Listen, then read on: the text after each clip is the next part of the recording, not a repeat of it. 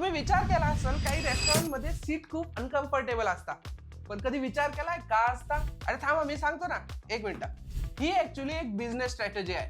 हे आपले जे फास्ट फूड रेस्टॉरंट आहे यांची फूड प्राइस तर खूप कमी असतात आणि ह्याद्वारे त्यांचा एकच उद्देश असतो की कमीत कमी खर्चात जास्तीत जास्त धंदा झाला पाहिजे.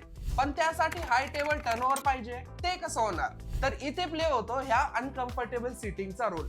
म्हणजे एका कस्टमरला सर्व करून लगेच त्याची टेबल दुसऱ्या कस्टमर साठी रेडी ठेवणे. आणि त्यामुळेच हे लोक जाणून बुजून स्टूल, छोटे टेबल आणि उबड खाबड खुर्च्या ठेवतात. आणि ज्या कारणामुळे कस्टमरला जास्त वेळ तिथं बसण्यासाठी अनकम्फर्टेबल फील होतं आणि ते लवकर खाऊन निघून जातात. आणि ह्या स्ट्रॅटेजीला काही रेस्टॉरंट तर नेक्स्ट लेवल घेऊन जातात.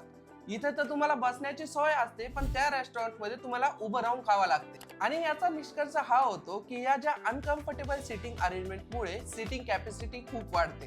तर आणखी अशाच इन्फॉर्मेटिव्ह व्हिडिओसाठी या व्हिडिओला लाईक करा आणि जार ॲप मराठीला नक्की फॉलो करा.